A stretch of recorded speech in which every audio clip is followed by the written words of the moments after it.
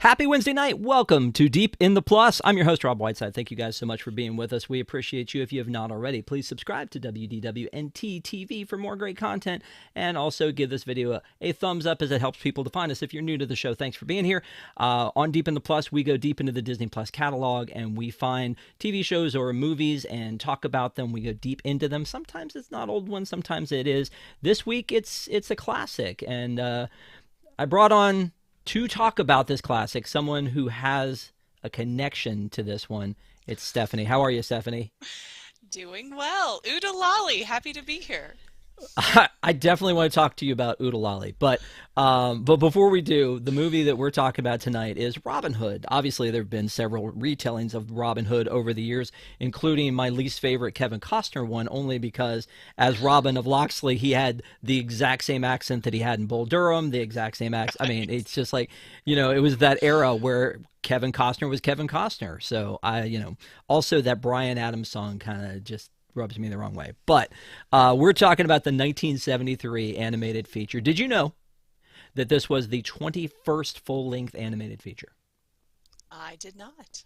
Yes. The movie that just hit theaters was Wish, and that was 62, number 62, if you're keeping track. Stephanie, will you rattle off 1 through 62 real quick for me? Snow White. That's about You're, it. that's okay. You're good. So with Robin Hood, it just hit 50. This came out in 1973, so November of 1973. So it just turned 50 years old.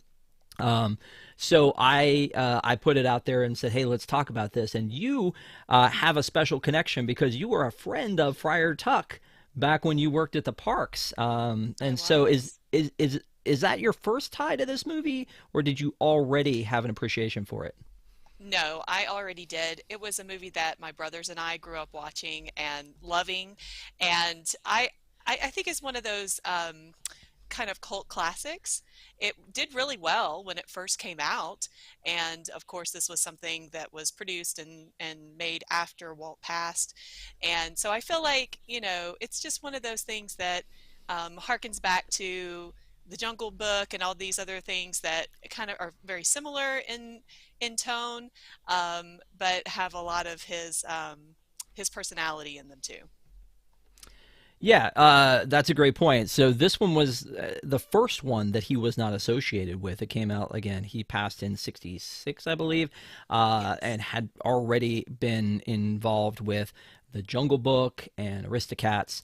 This one came out and was not something that he had had a hand in at all. This is really the first one. It got accused of there was a lot of like animation recycling, and Yes. and Little John could not be any closer to Baloo, Blue. including the same voice actor. I mean, Yes. come But on, I think like, that's what I love about it too, because like I say, it's harkening back to that. And maybe yes, they didn't, they weren't very creative in it, but I like that component of it actually. well, Phil Harris was the voice of Baloo, and also the voice of then Thomas O'Malley, and then also the voice of He's Little great. John. Yeah, he is, but Such a talent. I mean, come on, like it's not like the Alan Tudyk thing where he's a minor character. Like we're talking about him being Right. a big deal character in each of these movies, and yeah, you can't help but look at him and go, yeah, that's Baloo, but just with brown fur and a Robin Hood hat. Different kind of bear. Exactly. Yeah, exactly. I can barely stand it. Oh, Um, I know. Just bear with me. So but again, like this is one that it's weird because it's a story like a legend, like the Sword and the Stone, the story of King Arthur, and then we've got Hercules, like this Greek mythology, and this one is a legend of Robin Hood. When this movie first opens up, which I thought was interesting, it shows the book, which is something that actually happened in Wish. It happens in several of the full-length animated features, and it opens it up, and we see kind of the storytelling of Robin Hood, but with like humans. And then the rooster, as they call him in the beginning. Alan Adale. Uh, right, but the funny thing is, they in the credits they show the character and they'll say the rooster, and then they'll say the name, and then they say the actor who played in the opening credits. That one they didn't say Alan O'Dale. Oh, interesting. and I was like, oh, why do we know that that's Alan Adale? And then Good he question. says, hi, I'm Alan Adale. I'm a minstrel. And it's like, so he actually says it when he comes in. And voiced by Roger Miller. We'll talk about cast in a little bit. But when it opens up with that, I was like, oh, well, these are people. And he's like, well, we have this legend. And so he's trying to explain the things I've already had. I'm like ready to ask these questions, right? So, oh, people, but you're showing with animals? And he's like, well, in the animal world, we had this same thing. The animals don't make sense to me, Stephanie. Does that bother you when you look back at it? The fact that, like, I don't know, like Maid Marian and her uncle Richard or is a Different lion and she's species. a fox. Yeah, does that bother you at Yes. all? As a biologist, yes, but as a movie watcher, not so much. No, I think it's cute. The what is it, anthropomorphism or something of the Anthropomorphic, yeah. characters. Hmm. Yes, and I think okay, so. Again, I'm pulling from other movies here, I understand, but Bed Knobs and Broomsticks was made right before this, I believe, and it is one of my all-time favorite movies, and it really, again, pulls from that when they go to the island of Nabumbu and there's all the animals that they have to interact with. And I feel like this is very similar to that. I think that they were successful with that movie and therefore they were like, well, we're going to pull. But I did read that they were wanting to do this prior to Walt's passing, like many years prior, and it just kept getting shelved and shelved and shelved, and then finally they decided let's do this. So I think it was Appar- something that they were thinking about doing. Apparently, there was a story called Renard the Fox that he was interested Right. in doing, and so that's why Robin Hood is a fox. So Hmm. that does sort of make sense. But I think his original Pretty idea sly. was to do a um, I want to have a fox joke. I don't. The What does he say though? what does the fox say? Oh my gosh, really? Wow, you're just boom, boom, boom. Um, Renard the Fox was a story that he wanted to tell, and I guess it was like early on and couldn't really put that together. So I think, again, this is like sort of the Epcot thing, right? The Epcot we got is not the Epcot that Walt imagined, but True. that this is not the Renard the Fox he imagined, I'm sure, but it ended up being a neat story. We know that there's a lot of stories like the Snow Queen that he wanted to tell that ended up being told later too. I guess no good ideas ever go away, which is why I hope the Great Muppet Movie Ride still happens someday in my Yes. lifetime. Yes. So yeah, the Renard the Fox thing was definitely, and again, this is a weird time for Disney in general with animation and the turmoil because they had lost Walt and the projects they were working on. They were trying to finish Disney World and get these movies done. And really, there was not the renaissance of Disney. Like that was, what was 67 was the Jungle Book, and there wasn't like the real renaissance until 89 when we saw The Little Mermaid and Mermaid. like it kicked into high gear again, which is why animators who were involved with projects like this, like Don Bluth, left to do their own projects and do things, like the Rats of Nim and All Dogs Go to Heaven and American Tail and all the stuff he did came back into 20th Century Fox, did Anastasia, which is now a Disney movie, which I think is an interesting full circle for him. It's very true. So we have Alan Adale in the beginning, and Alan Adale is a minstrel, he explains, and he is telling the story of Robin Hood through song. And the first thing we see with Robin Hood and Little John is Robin Hood and Little John Walking through the forest. walking through the forest. As a matter of fact, Dodging yes, finches, jumping trees, trying to get away. yeah, exactly. Did you want to take it from here? Did you just want to go No, go it's ham on that okay. one? No? Okay. Nobody wants to hear me sing. I'm down. Let's do it. Um, but it's interesting to me that the songs in here are kind of what stick with us because they're not really like musical numbers, right? They're not the kind of breakout musical numbers like Be Our Guest and Kiss the Girl and all that stuff. It's really kind of low key the way the music's in here, but they're the things that everybody remembers. The Yes. one that is obviously the big takeaway is using Oodalali in that song, Hmm. which is just like that they then use Oodalali through the rest of the movie. And like I said, I just rewatched it and I couldn't believe how much it Smurfin sounds like Smurfs when they use oodalali, because oodalali could mean anything. I'm in love, Yes. oodalali. Oh, that was close, Hmm. oodalali. I mean, it's really, it could mean anything. So, um, I guess friends of Friar Tuck. I'm sure Friar Tuck did not ever say oodalali because they don't do things like that. But again, it's one of those things that when you came on the show, that was the first thing you said was oodalali. So obviously that part stuck with you. But the one there was a song in here that I didn't really care for. It was called Love. I don't know Uh-huh. if you remember that one, but it was by Nancy Adams, and it's Yes. like a 2 minute song in there, and it doesn't seem to fit the tone of the rest of the movie. It's very 70s. It Yeah, feels very 70s, and I think that's why. But it got nominated for an Academy Award. So out of all of the songs, that's the out of one.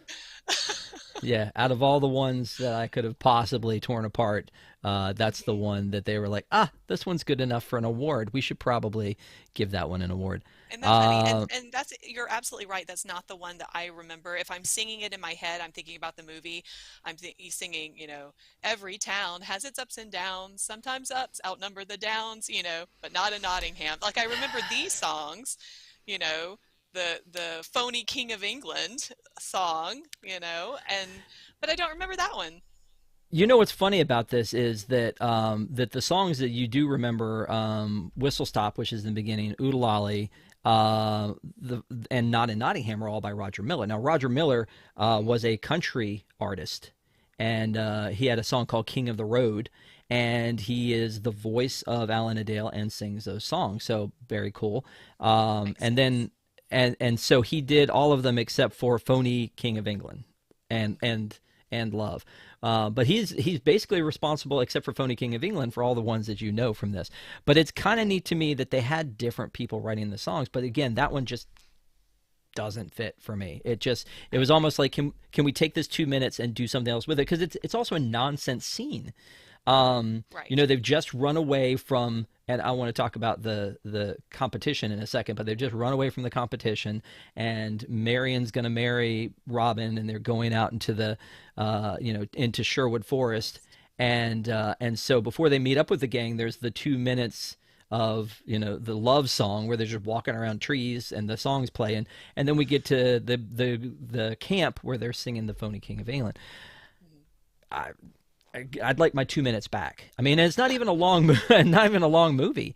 The movie's an hour and 25 minutes, including the credits. But I don't know. I don't know if you want to fight me on that one or not. Probably not. Um, No, I but I think you're right. And the other thing is, whenever they walk through the waterfall and underneath the cave, did you notice that there's no river on the other side? Where's the water going?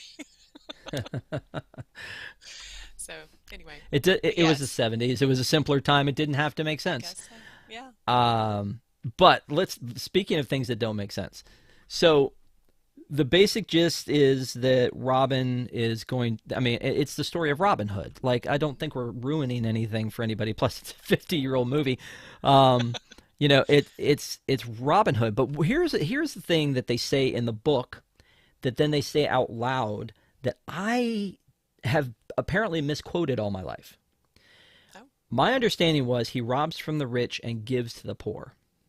In the Mm. book that they open and in the quote, they say he robs from the rich to feed the poor. Huh. So that's news Never to you thought as about well. that. Yeah. I guess it's something that I just always assumed. And so you hear it the way you assume you've heard it, I guess. Yes. Yes. Hmm. Yes. Another one rides the bus. So when I read that or I heard that, that makes more sense. It makes it sound more like he is a hero. He's obviously an outlaw. He's going to he's trying to keep the hope and the spirits alive of the people of Nottingham, but robs from the rich to feed the poor instead of Feed. to give to the poor does definitely sound more pure. Hmm. But then on top of that, they have a scene where they address it right off the bat. And I assume for the younger audience it was intended for is to say, hey, here's a dude who's stealing stuff and messing with the prince. This is Hmm. probably a bad lesson to do. And so so Little John's like, hey, Robin, we're the are we the good guys or the bad guys? And so they kind of address that in the scene, and I love that. The one thing that does bother me is that Little John keeps calling him Rob. Right. Yeah, Bad that's optics a there. thing. Yeah, yeah, that's me. That's me. And I don't need people out there calling me Robin. So that's that's the thing. So anyway, that I thought was interesting. That I've apparently misheard that, but robs from the rich to feed the poor, I like better than to give to the poor. Also, in that opening scene where they spot the prince's caravan and decide to rob him. See, there's another thing. Right. When they decide to do that, um, there's a conversation between Sir Hiss and Prince John that I don't remember, where he says that he hypnotized King Richard to go off on this like Crusade. crusade, like it was like it's not a real thing. And so it basically it makes it seem like the reason he left was that Prince John had Sir Hiss hypnotize him and send him off on a wild goose chase, basically, and he did. So, do you remember that? I mean, I don't didn't remember that.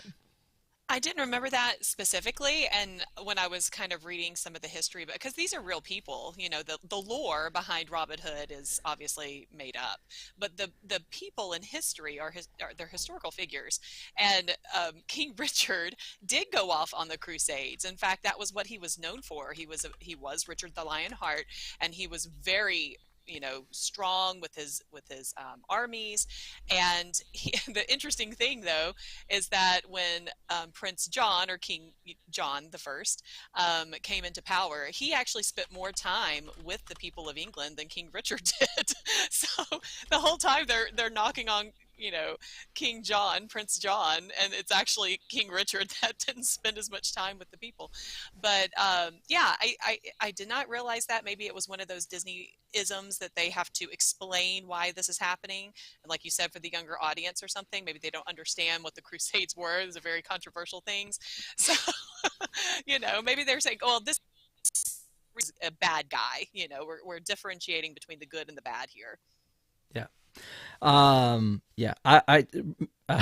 Neko is in chat, and she said that she went and off the top of her head figured out 42 of the 62 full That's length animated incredible. features. So, Good for yeah. her. I'm not sure I could do them in order. I could probably get pretty close to Yeah. that. I'm not sure I could do them in order. It gets a little weird in the middle because of, Yeah. trying to remember what happened. I'm pretty strong from Mermaid on, though, because I feel like Right. I kind of love those. And Grew up with same them. thing with Presidents. Like, I could get the first 8 or 9 pretty easy, and the most recent one's pretty easy. It's Middle's that a little middle nutty. part.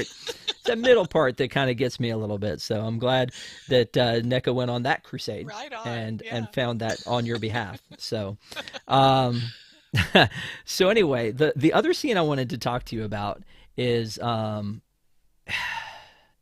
so again, this is the 70s, the wild and wacky 70s.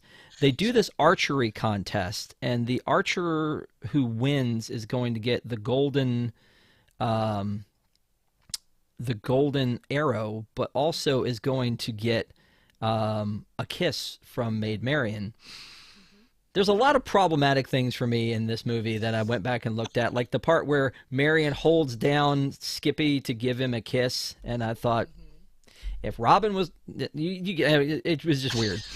And so it should just be nice and innocent, but I'm looking at it through 2023 eyes sometimes, and so Right. the fact that the prize was that the girl will give you a kiss, it just seemed a little Well, weird. But I do good, think, I mean, originally, wasn't it her hand?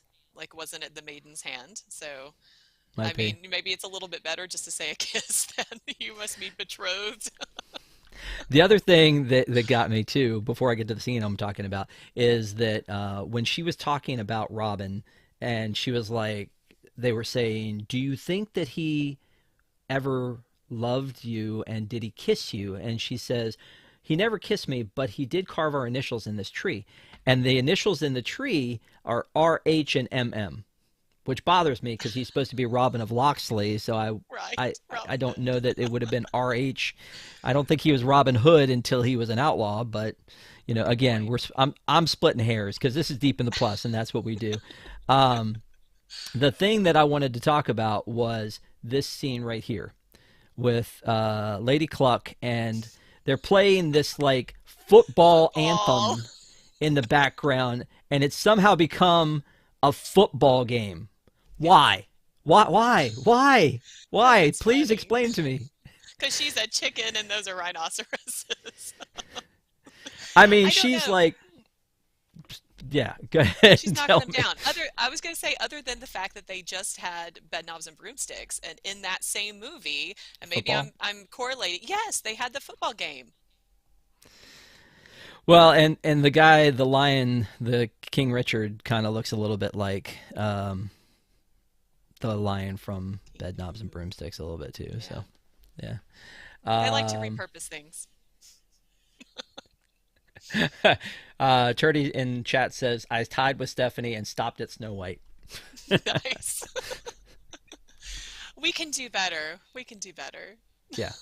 Well, and you know what? And on Deep in the Plus, we've reviewed several of the, of those 62 full length animated features. Obviously, we haven't done Wish or Strange World yet, but we did do Encanto, which was number 60, and we've done a couple like Aladdin, where we did a comparison review, where we Oh, compared, and The Lion King, those two, where we compared the live action to the animated.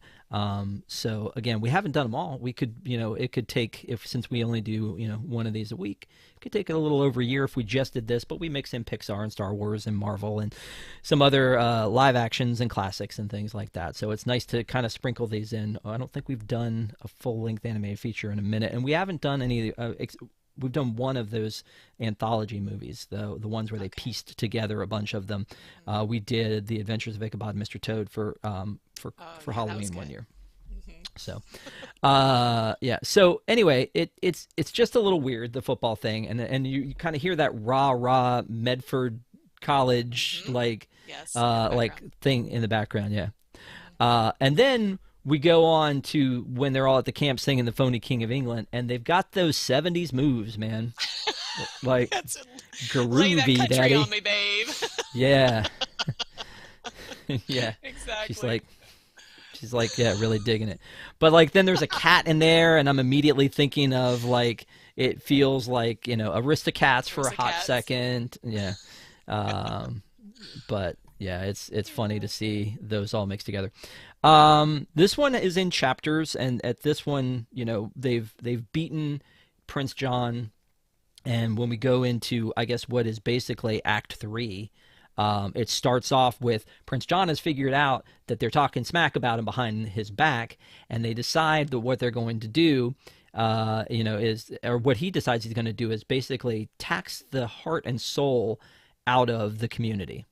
And so he does so, and he taxes the heart and soul, and they throw a whole bunch. Basically, the entire town is in jail, and all of the money is in Prince John's hands. To what end, I don't know. But even like the movie gets darker, like the whole scenes get darker in the animation. So it's definitely trying to show you that it is a very bad time. Hmm. And then Robin comes to save the day, and while that's happening, he takes away all the gold and gets caught because he gets greedy. That's the other thing that bothered me. He's getting greedy. He wants every bag, and Prince John is holding on to one tight, sucking his thumb, and he wants every bag, and he basically wrestles it out from underneath him, and that's what then causes all the panic and chaos, and he almost gets killed because of it. So that's on him, honestly. Like when's enough, Robin? I actually love that because it does show, like you say, when is enough enough? Because greed is one of the seven deadly sins, and we all suffer from it. And, when do you say, well, this is just enough, or I need to stop? And you want to push that envelope, you want to push it a little bit further. And he, was coming off a win. He was coming off winning the tournament and everything, and he's like, I'm proud I can do this. And yeah, he couldn't. And I actually like that. It shows his fallibility. It shows him as being a little bit more human, if you will, even though he's an animal. But I do. And Prince John, he's one of his famous little lines there is "Mommy," and he has to suck his thumb. So you add that in again. I think that's it's just icing on the cake. Yikes. Okay. No, that's great. So let's talk a little bit again. The cast, most of the cast, unfortunately, has passed away at this point. Phil Harris, we talked about a little bit, was Little John. Peter Ustinov was Prince John, and did, I think, a great job. Alan Adale was Roger Miller, again, who was a country music star. Terry Thomas, I'm not familiar with, but he was Sir Hiss. Sir Hiss and Ka, Caw. Hmm. very much alike. And even the trust in me, hypnotizing, little on the nose. Yes. Uh, yeah. Andy Devine was Friar Tuck.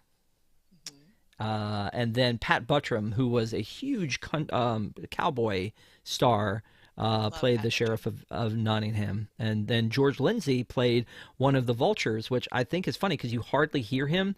Anybody who watched the Andy Griffith Show, ask your parents. He was Goober on the Andy Griffith Show, and Yes. um, and he was one of the vultures. So I thought that was kind of cool too. But again, taking it back to the Jungle Book, you have Sir Hiss, Ka. You've got the vultures in the Jungle Book. You've got Baloo. It's so similar. It's kind of, I mean, and maybe it saved them some money and they were able to pull that off. That's great. I don't think as a kid I ever made the connections. I think now that the internet exists, we do make those connections more than we used to. Yeah, So but I do think as a kid you're watching it and you're like, "Hey, this feels familiar," and I like The Jungle Book, and so I like this movie, you know. So maybe that was a little subliminal marketing there that they wanted to, not just saving money on the animation. they gotcha. They gotcha. Um, well, and back to the whole thing about Robin of Locksley and Kevin Costner. Like, Hmm. most of the actors do have British accents, but not Phil Harris because he Right. sounds exactly like Baloo. Um, I I mean, I guess he could have defected to help them. I don't know, but he definitely has an American accent. So yeah. So anyway, the cast, most of them unfortunately have passed away. Monica Evans, who played Maid Marian, is still alive, I know, but most of the cast has passed away. So again, it's a 50-year-old movie. It's been a Sure. minute since this movie came out. So um, let me stop for a second because we're in the middle of this episode and say thank you guys at home for watching. We appreciate you. If you haven't already, give us a like. I'm going to ask you some trivia questions, Stephanie, because Uh-oh. you said you were ready for it. That it was going to not that you were ready to answer them, but that you were ready for me to throw that at you. And so I figure I don't want to let you down. Okay. I don't We'll want to let see. you down. My track record isn't great, but we'll see. These are going to be hard for you. I think if you didn't like rewatch it recently, I think it's going to be tough for you. Okay. Um, I'll do my but best. I know you will. I know you will. Um, I mean, I hesitate to even ask these because again, I thought they might be something you would pick up on if you had watched it, Throw it out. but no. We'll see if NECA can do it or if somebody else in chat can answer. Throw Um, it, go it my i- way. in the in when we first meet Prince John in the woods, he is he's in his carriage, Carriage. and he has on how many rings? Ooh, it's I would say six. Why would you say six? I'm just asking. Why would you Because say six? because I think that the Little John character kisses each one, and I think it's both hands. Isn't it right? Four paws, three on each. What is it? Is it more than that? No, for some random reason, it's four. It's three on one Oh, paw. It's three on one and one paw on the other. and one on the other. And I don't I know see. I knew it was why. three. Okay, I was thinking it was three on both. I'm sorry. Yeah. No, no, no, no. That's okay. That's okay. I mean, like I said, I wasn't expecting that at this point you would get that, but it just bothered me, right? He has three on Hmm. one, one on the other. There's some inconsistencies as they go through the movie where I'm watching the rings, and sometimes there's six. Not Uh-huh. here, not here, but Right. because I just want to. But sometimes later there's six, and sometimes there's only three, and the other hand doesn't have any, and so yeah, I think that that's very interesting. The way that they do that. So I don't know if there was some reason for there just being one on the right paw. I I don't don't know. know. I Like mean, there's usually like a signet ring that the monarch has, right? But that has a jewel in it, and that's not usually. Usually, it would be for a stamp purposes, for a wax seal, so that you know that the monarch closed the letter. So, but yeah, this is showing like a ruby or something. yeah, and this is of course the thing you're talking about where Yes. It he's takes kissing he's kissing the ring some strong and takes teeth. yeah and just takes each one off. But I do love the callback to that later when they're at uh, the um, the tournament, and he shows up again in disguise and goes to kiss the rings. He's like, no, I've had problems with that before. Um, when Little John shows up at the tournament, he has a new disguise. What is the name of his disguise? Who Oh, is he? it's a guy. What is his name? He's This is he's a correct, it's a count something. It's a sir. guy count some sir something. Reginald. Reginald. Sir, Oh count. man. You're just throwing stuff at the wall, aren't you? Just let's just see what sticks. Yes. Yeah. Well, this will be a fun one for you then to guess as well. You ready? Oh no. Um, this I picked up on immediately and wanted to say something about it, and then I thought, they're not going to come back to it. It's too subtle. And then they spend a lot of time on it, and I was like, okay, I'm going to mention it. The Uh-oh. rhinoceroses, because again, we have alligators, hippos, and rhinoceroses in this as soldiers, for some reason. Um, the rhinoceroses are carrying a chest of gold through the forest. It's locked up tight. How many padlocks are on that chest? Oh, of course. Like I I said, when know I that they saw take the knife underneath and they drill the hole. Okay, three. I don't know. Let go, six, somebody. six, Six. Three. Eh, three on the front and three on the top. There are six. No. Oh, You see them, don't you? They're yes. right there. I'm not making that up. There are six.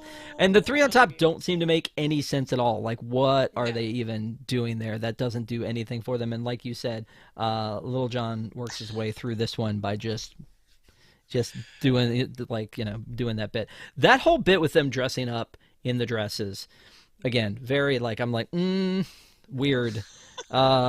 Like they're running and they're putting on the dress, and then he reaches down into the front of the dress and pulls out a wig. Like, where was that Yes. when you were pulling the dress on? Is there a wig pocket inside of your dress?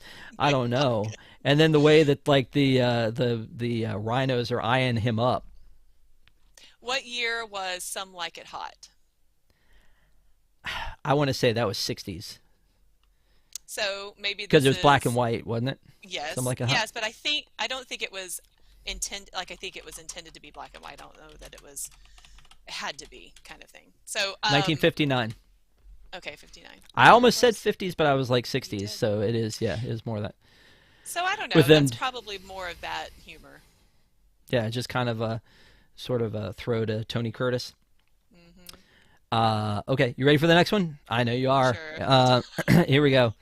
What is the bounty, the reward for Robin Hood? What is that number that on his head?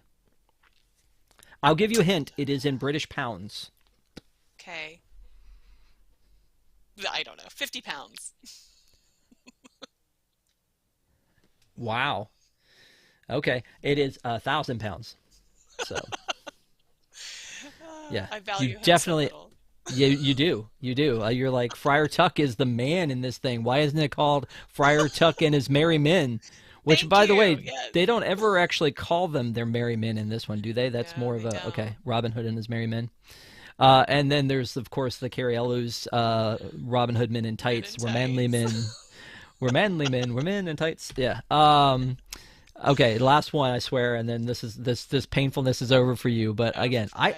I went to a lot of trouble to pick these out special for you because I thought you were gonna nail this as like Ah, this is your thing. you are Like, always tough. Okay. oh, whew, not really. Um, the two vultures. One's name is Nutsy. Can you tell me the other vulture's name and or what he calls his crossbow? No. I remember the conversation, but I don't remember what he calls it. So Nutsy is the one who like is standing guard, calling out the time and all that, and the other one's name, All who is was well. played by George Lindsay, is Trigger for some reason. Trigger. Trigger. And his crossbow's name is Old Betsy because he keeps going, yeah, I got Old Betsy on safety. And it just is a bit. To me, it was actually kind of a funny bit. The Mm. sheriff is like, you got Old Betsy on safety again? And he goes, I sure do. He goes, then you get in front of me. That was like, that was, it again, it was It's a like Barney truly, Fife. Yeah. right. It was Yeah, one but it's bullet. George Lindsay. So yeah, it was truly funny to me. And so I was like, okay. Um, yeah. Anyway, that's it. Paint over.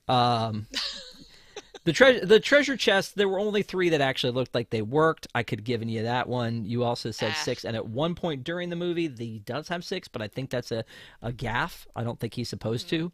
Um, so yeah. So I don't know that I actually asked you this at the top, but when was the first time you remember liking this movie? Was it after you were friends with Friar Tuck? No, it was definitely before. Like I said, my brothers and I grew up watching it, Yeah. and Okay. I don't know. I feel like it was one of those that we would just watch on repeat. I would definitely. I tried to find the VHS case at my mom's house to bring tonight because I mean, we owned it, so it was something that we would just watch after school back in the day. So I don't know. Maybe middle school or something. You know. Yeah. Uh, so, one of were there any quotes that stood out to you? Obviously, Udalali sticks with you. Is there any other quotes from this that stick out to you? Because there's a lot of quotes from modern day movies that, like, 10,000 years will give you such a crick in the neck, stuff like that, that like come up a lot, or like you think of. Is there anything that you thought of, like lines from this that made sense to you, other than I guess "mommy"? That was another one that hit with you, right? Only because in the park, as the friends of characters, you would have to recreate that. So whenever Prince John would, you'd be with Friar Tuck, or Prince John would be with Little John, or something like that, and then he would get in trouble. You'd tap him on. He would have to suck his thumb and rub his ear, So, um, but no. So I think what we talked about with the music, it really that sticks with me the most. And the one that talks about too late to be known as John the First, he's sure to be known as John the Worst. And I thought, okay, that's interesting because I never looked it up before. There was only one Prince or King John, only one John the First in all of the history of England. So that was not, I think it was only put in there to make a rhyme. But that's what plays on repeat in my head is those songs. Snakes don't walk, they slither is one of them that I remember being a thing. But yeah, the too late to be known as John the First, he's sure to be known as John the Worst, which was again part of the song. The reason I asked this, there are two quotes that again because of my name bother me. This is one of them. Oh, I never thought about that. Old Rob will snatch his underwear. A minute before he knows we're there, old Rob will snatch his under. Yeah, I'm not real super comfortable with that line. The the other one is unintentional, and again the same problem though, which is this one. It says, "Rob, that's a naughty word. We never rob, just sort of borrow a bit from those who can afford it."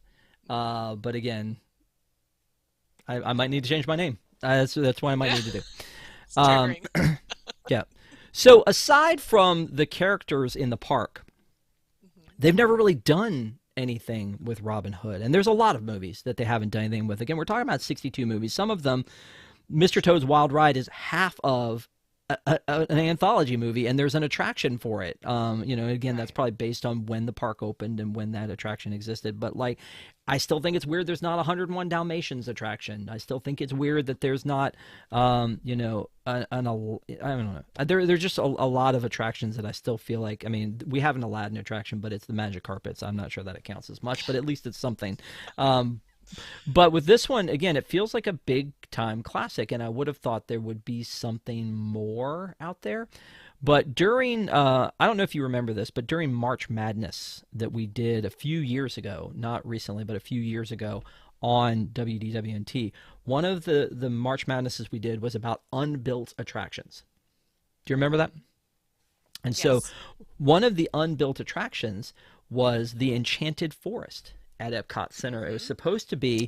Uh, Right. it was supposed to be behind the UK, and it was supposed to have Robin Hood elements to it. Hmm. So there's your girl Mary on the left, There's Mary. and then on the right, I mean, this page is built for you basically, because then on the right, you've got the Enchanted Forest, but it says Royal Hmm. Caravan Topiary, the Prince John's Castle interactive play area. Like, I look at this and I want this. Like, I want this in our lives. Like, that looks like it would have been so cool and a great way to pay homage not just to Robin Hood, but for him to be sampled throughout other literary works from the UK, which also included Yeah. Winnie the Pooh and also Alice. Alice in Wonderland. So that Hmm. would have been to me an amazing thing. I really wish we could get that put together at some point. I don't know. It's just I Yeah. feel like there should be a little more representation of all of the Disney animated features because the animated features are what made Disney. What were you gonna say? Well, especially if it's just like you're talking about a forest or a garden, like they do at the the park. What is it? The Alice, is it an Alice walkthrough, I think, in Disneyland Paris. So, it doesn't have to be a hard dark ride, e-ticket attraction or anything like that, but it can be a walkthrough, and kind of like the Moana, people love that. So, You're talking about Journey of do Water inspired by Moana? yes. Water cycle edutainment. Peter Quill went to Epcot once. Now we can build the Xandar Pavilion. Right. Yeah. Yeah, it's something else. I am just excited that they're taking down walls. But yeah, I mean, I know that we had like rumor of a Mary Poppins attraction, and I know Tony Baxter has shared like a book that he put together. I think like as a project for college of like an attraction that would have been somewhat based on Carousel of Progress, and yet Right. also Mary, and the horses would jump off, and so. But again, I look Love at that. this and I think this would have been a great thing to have in the UK pavilion. Now maybe there's something else that they could do, but UK Robin Hood to me fits UK better than some of these others do, and I don't know why. And maybe it's just because again the whole thing happens there. Like the 100 Acre Wood could be anywhere. Yes. Wonderland is not the UK, but you know, Robin Hood is Written is by a is British ba- author. Hmm. yeah.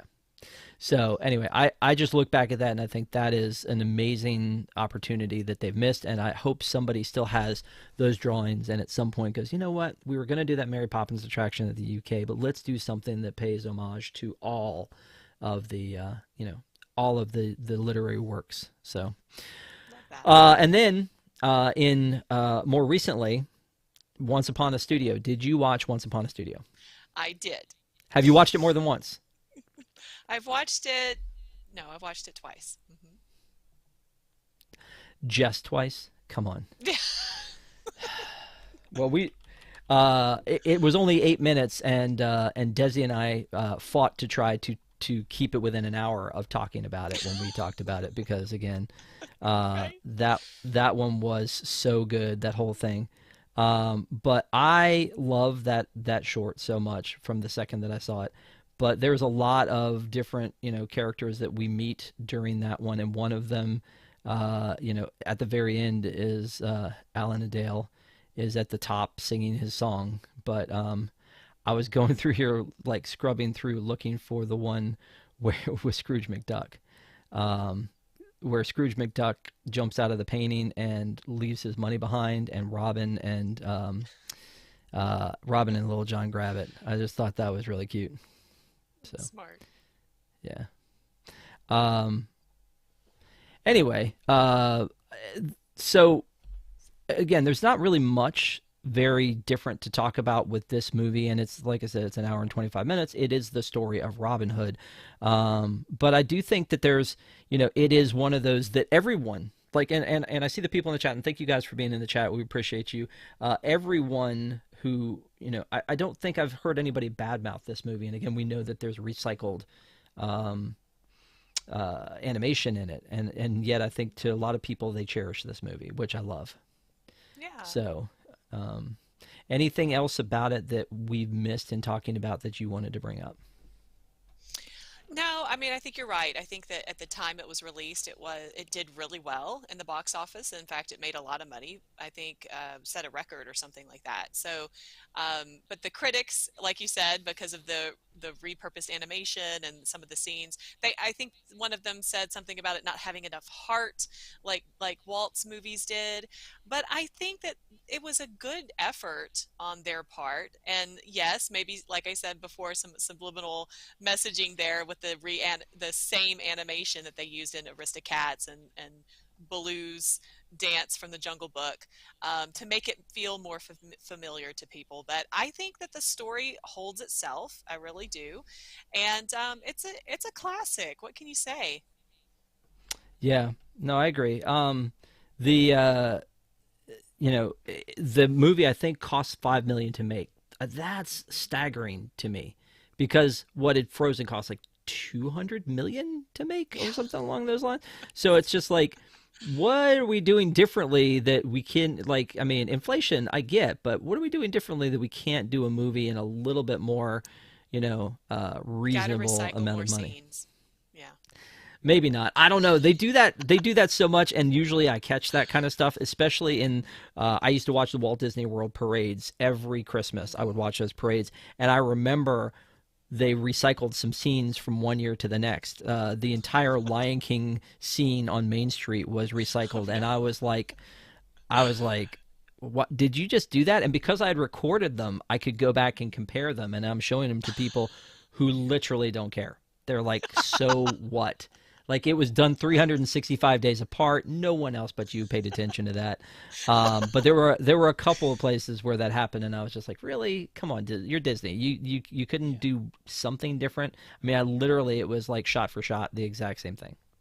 Wow. So I guess if they can get away with it, in the 2000s, then they surely could have gotten away with it when you wouldn't actually be able to watch these on home video over and over and over again, and Exactly.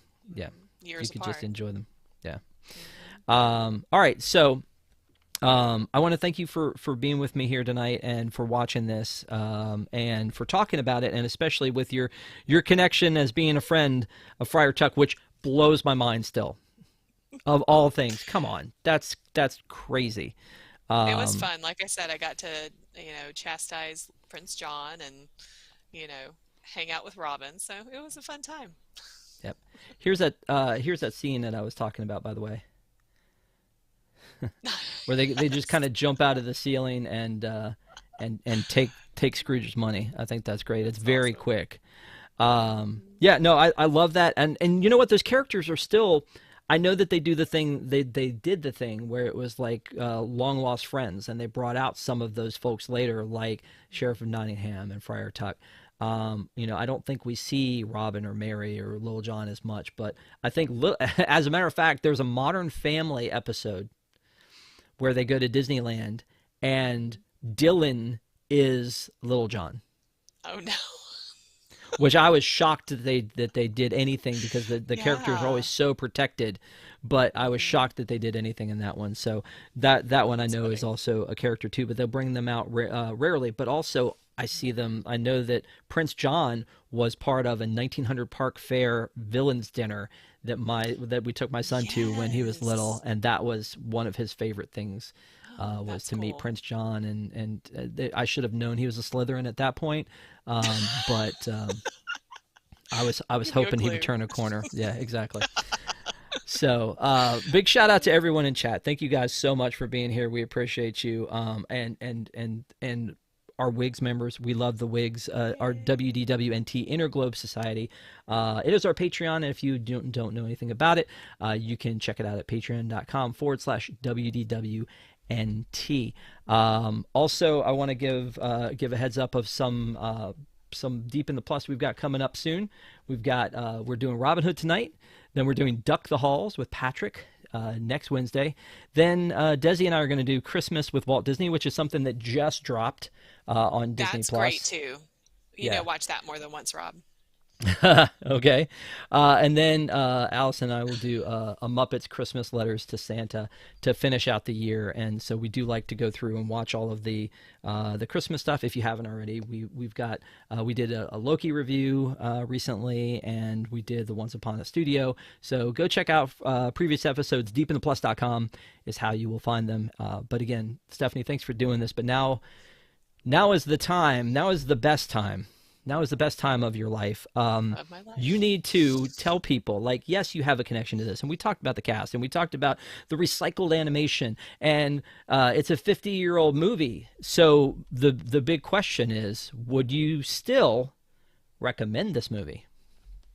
I think even with those scenes that you said that made you a little bit uncomfortable, I say it still holds up and it's aged pretty well.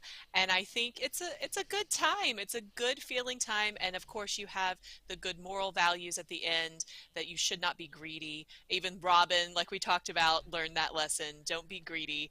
And you should give to others as they need and spread the wealth around. So I think it's a great time. I give it two thumbs up. Go watch it. Okay. Yeah, I agree with you. I do think it stands the test of time, and it is a good story. And I think it also is one that kids would still enjoy. There are some things where things are dated and they might go over their heads, but I think that even though that this definitely has a 70s vibe to it that you can see, I don't think kids would.